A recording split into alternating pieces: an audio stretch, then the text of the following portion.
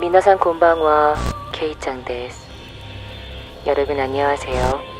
저는 케이짱입니다. 많이 기다리셨나요? 서늘했던 공기가 어느새 뜨거워졌네요. 지금 이곳 검은 밤은 비가 추적추적 내리고 있습니다.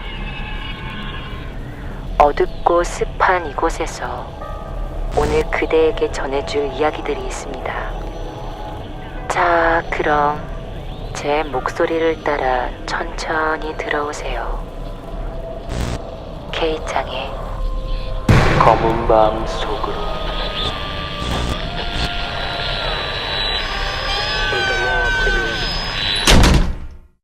첫 번째 사연입니다. 이 사연은 심규수님께서 보내주신 사연입니다. 저는 얼마 전까지 주 야간으로 영업하는 물류센터에서 보안팀 소속으로 일을 했었어요. 물류보안팀 주 업무는 각종 검문 검색 업무와 3회 정도의 정기 순회가 있었는데요. 3회 모두 한 사람이 돌지 않고 돌아가면서 돌았고, 늘 사람이 꽉 차는 물류센터였지만 토요일 야간부터 일요일 주간까지 현장 근무자들이 쉬어서 주기적으로 사람이 없는 날이 있기도 했습니다. 일은 토요일 야간이자 저의 첫 야간 순회를 돌았던 날 일어났어요. 사람만 없었을 뿐 언제나 조용했던 사무동 순회는 잘 돌았고, 그리고 현장에 내려갔을 때 텅 빈 현장의 공기가 평소 사람이 없을 때보다는 차가웠던 것 같아요. 날씨도 추웠고 눈도 내리고 있어서 기분 탓이라니 생각하고 현장 안으로 들어가 재활용장으로 가기 직전, 재활용장에 있는 프레스 기계가 돌아가는 소리가 들려오는 거예요.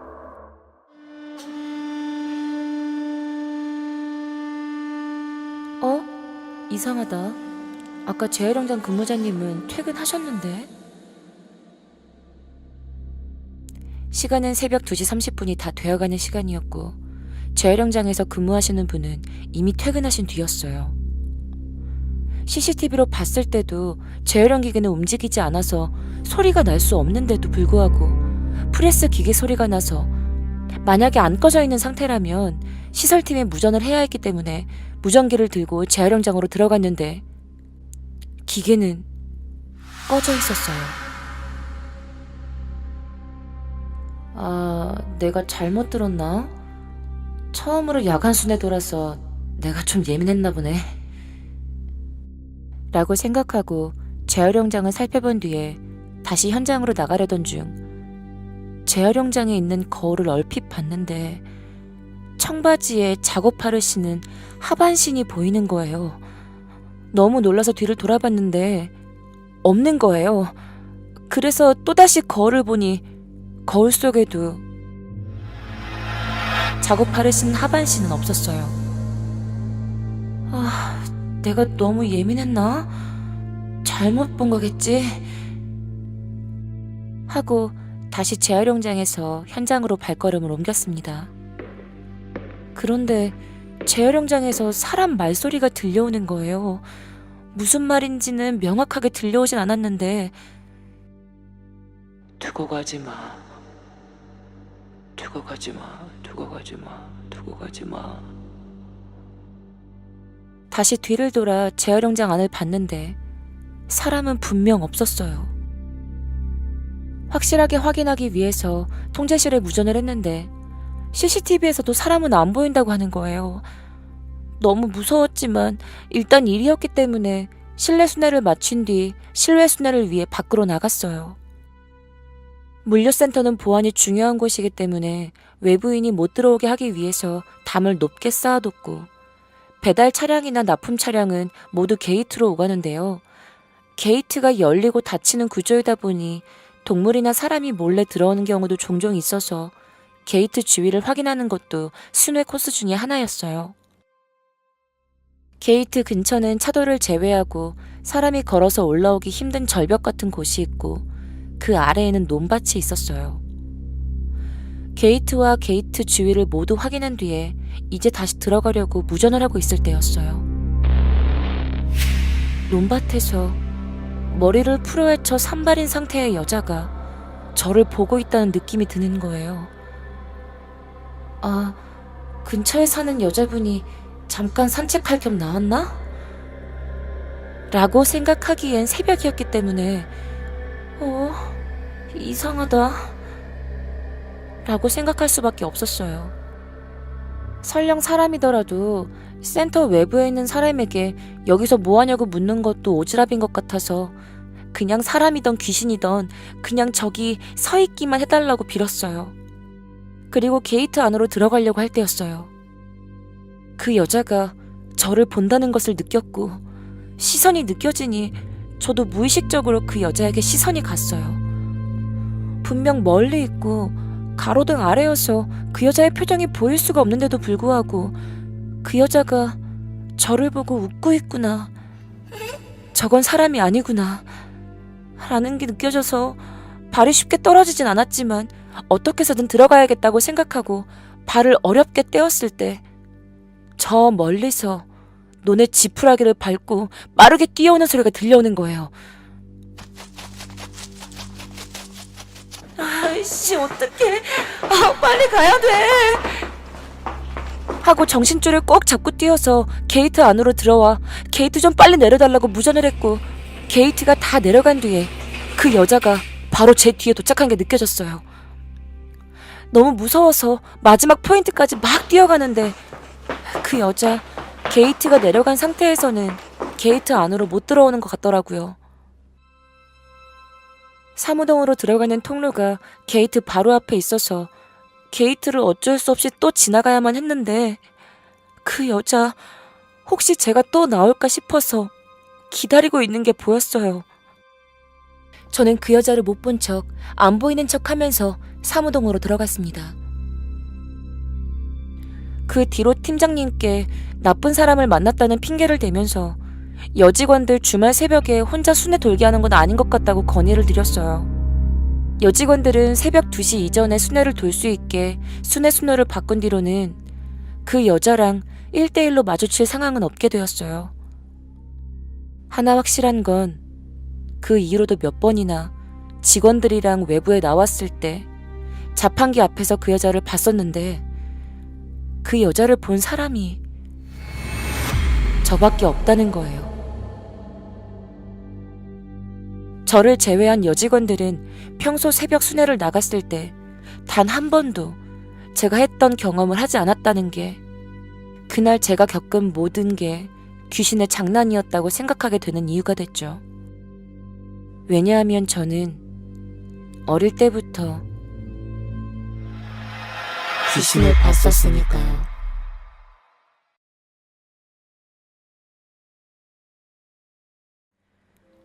두 번째 사연입니다. 이 사연은 BRO님께서 보내주신 사연입니다. 안녕하세요, K 언니. 저는 언니 라디오를 정말 좋아하는 캐스키입니다. 이 이야기는 귀신 이야기라기보단 정말 기묘한 이야기였어요. 제가 친구들에게도 많이 들려줬었는데 다들 무서워하길래 언니에게 한번 보내봅니다. 제가 고2 때 직접 겪은 일입니다. 때는 8월의 무더운 여름. 저희 엄마는 평일에 일을 나가셔서 주말엔 낮잠을 주무시거나 소파에서 책을 읽으셨어요.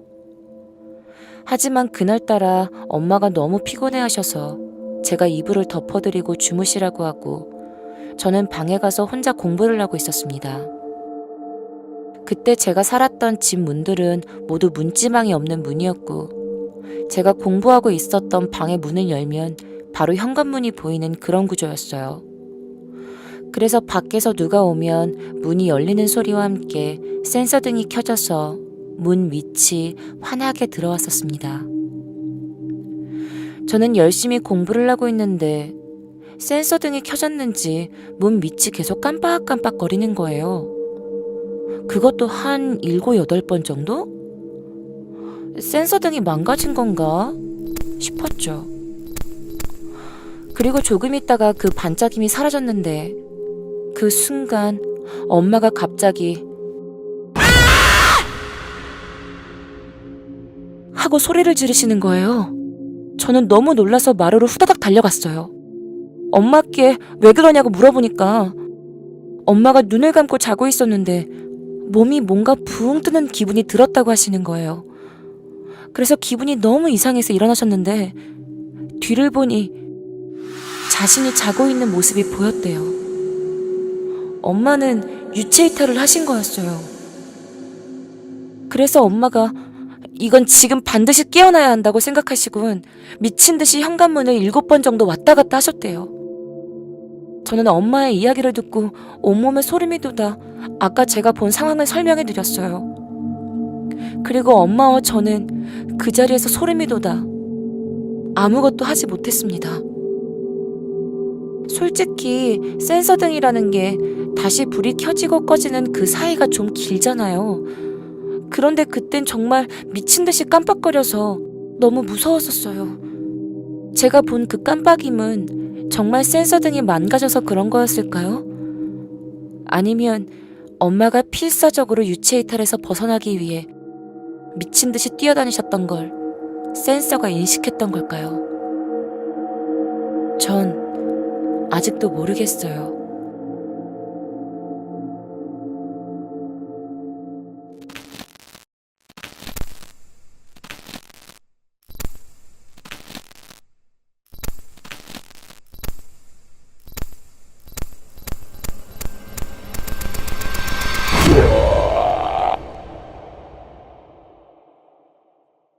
세 번째 사연입니다.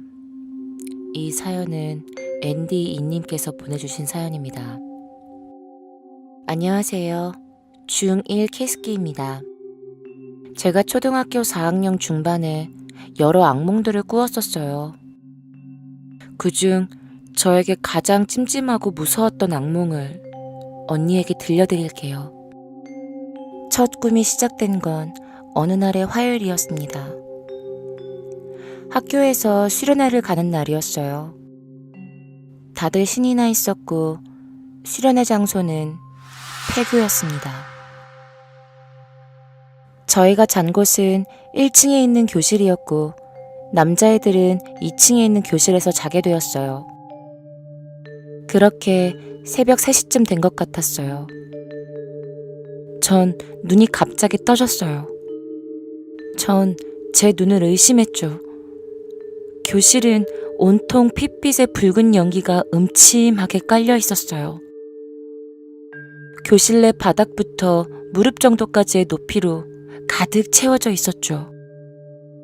너무 놀라 문을 열고 복도로 나가보니 복도도 똑같은 상황이었어요. 그런데 갑자기 오른쪽에서 스스스 하는 소리가 들리더니 너무 괴상하고 눈이 없고 입이 찢어진 상태로 피를 온통 뒤집어 쓴 희귀한 삐에로가 아주 빠르게 제 쪽으로 달려오고 있었어요. 그리고 갑자기 제 손을 물었습니다. 전 간신히 교실로 들어가서 문을 잠그는 순간 꿈에서 깨어났죠. 그런데 소름 끼치는 건 제 손에 실제로 그 삐에로가 문 뾰족한 이빨 자국이 나 있었습니다. 너무 놀란 전 엄마에게 달려가서 엄마 이거 봐, 나 아까 악몽 꿨는데 꿈속에서 삐에로가 내 손을 물었거든? 그런데 이거 봐, 내 손에도 똑같은 상처가 났어. 그런데 그때 저희 집엔 수울이라는 강아지를 키우고 있었거든요. 엄마께서는 대수롭지 않게 에이 수울이가 밤중에 물었나 보지, 소독하고 밴드 붙이면 돼 라고 하셨습니다.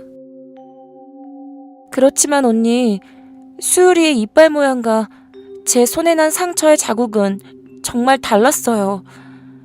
제 손에 난 상처 자국은 분명 사람의 이빨 자국 모양이었어요. 전 그렇게 찝찝한 마음을 뒤로 한 채 또다시 잠이 들었습니다.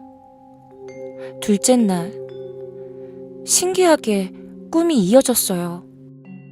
그렇게 둘째 날, 셋째 날, 꿈은 계속 이어졌어요. 교실 내 바닥부터 복도까지는 붉은 연기가 자욱했고 또다시 삐에로가 나타났습니다. 그러면서 매번 꿈속에서 그 삐에로에게 손을 물렸어요. 깨고 나면 삐에로에게 물렸던 곳과 똑같은 곳에 이빨 자국이 남아 있었습니다. 이 이상한 꿈을 꾼 지 4일째 되던 날 밤, 역시 그날 제 꿈속에는 그 괴상한 삐에로가 나타났습니다. 그런데 그날 꿈에는 교장 선생님이 나타나셨어요. 꿈속에서 교장 선생님은 그것을 막으려고 하셨으나 다리를 심하게 물리셨어요. 그렇게 전 꿈에서 깼습니다. 교장 선생님이 나타난 뒤로 그 꿈은 2번 다시 꾸지 않았어요.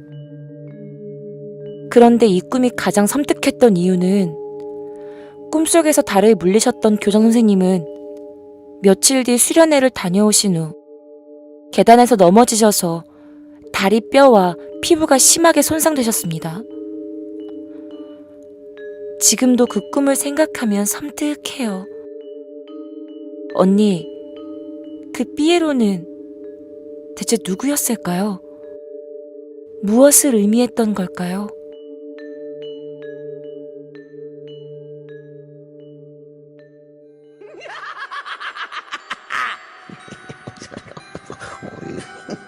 아유, 뭐래.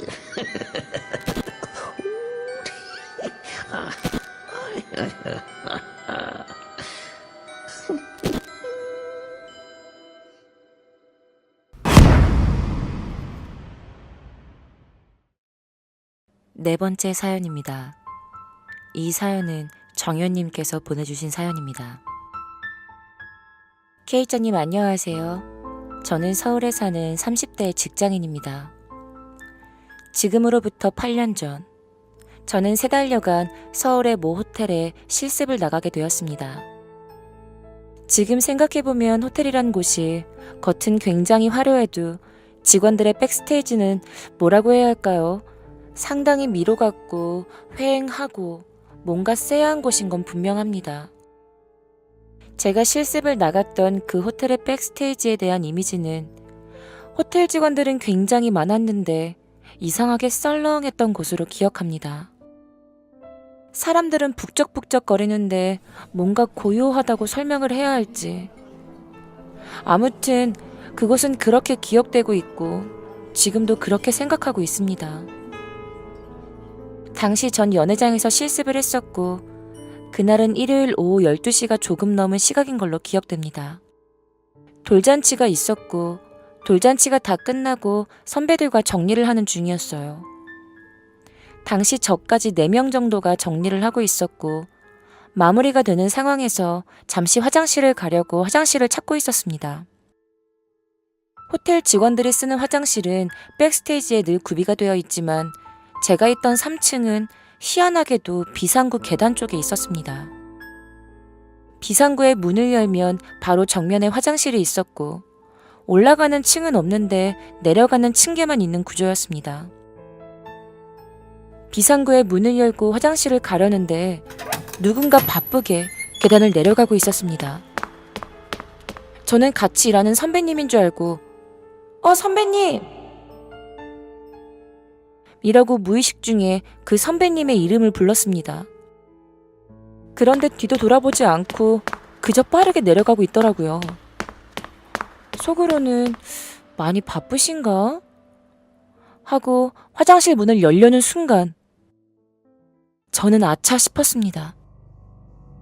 왜 내려가다 보면 비상구에 픽토그램 그림과 함께 네모난 등이 층마다 있잖아요. 생각해보니 그 선배님이라고 불렀던 사람의 몸에 비상구 계단 표시 등이 비치더라고요. 그뿐만이 아니었습니다. 호텔 특성상 여자들은 머리를 풀어헤치고 다닐 수 없죠. 항상 쪽머리를 하고 일을 해야 하는데 생각해보니 그 여자는 산발을 하고 있더라고요. 그리고 일반적으로 계단을 내려갈 때 또각또각 걸음걸이로 내려가야 정상인데 그 여자는 마치 에스컬레이터를 탄 사람 마냥 스르르 소리 없이 내려가는 거 있잖아요. 그렇게 내려갔더라고요. 그 상황을 인지한 건 정말 5초밖에 안 됐습니다. 산발, 투명했던 몸, 발이 없는 형체. 전 순식간에 땀이 흘렀고 너무 소름이 돋아 그 비상구를 뛰쳐나와 일하고 있는 선배님을 향해 뛰어갔습니다. 헛것이라고 하기엔 당시 제 정신이 너무나 맑은 상태였고 대낮이었는데도 도대체 뭘 본 거지? 하며 하루 종일 그 상황을 벗어나기 힘들었습니다. 전 그날 처음으로 제가 귀신이란 존재와 마주했다는 게 믿기지가 않았습니다. 이 이야기를 친하게 지내던 조리장님과 동기들에게 이야기를 했습니다. 그런데 그 조리장님께서 한참을 진지하게 들으시더니 천천히 입을 떼시면서 그러시더군요. 사실은 10몇 년 전에 2층에 위치한 식당 매장 여직원이 아는 사람에 의해 살해당한 사건이 있었다고요.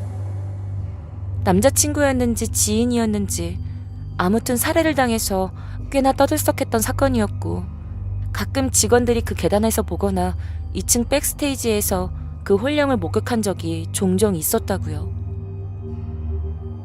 제가 있던 그 계단을 내려가면 그 식당이 나온다고 하더라고요. 그러니까 식당의 조실과 연결이 되어 있었다는 거죠. 제가 본 그 혼령이 살해당한 직원인지 명확하진 않지만 분명 이 호텔에서 살해당한 여직원이 있다는 건 진짜라고 하더라고요.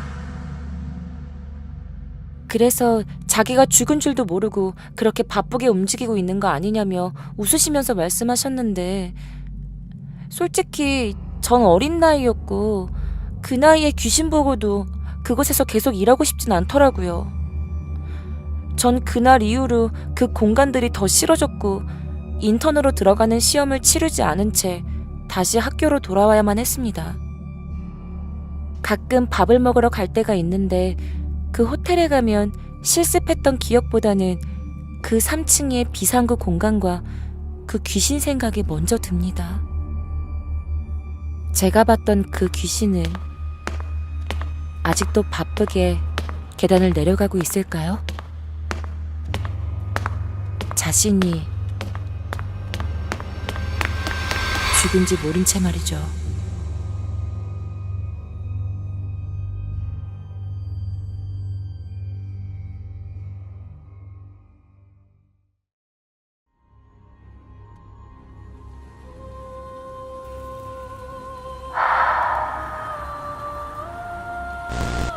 서늘한 이 검은 밤 어떠셨나요? 이곳에서 좀 편안해지셨나요? 아니라고요? 왜죠? 그런데 이를 어쩌나. 이 아이들은 당신이 꽤나 마음에 든 것 같은데. 자, 잘 들어봐요.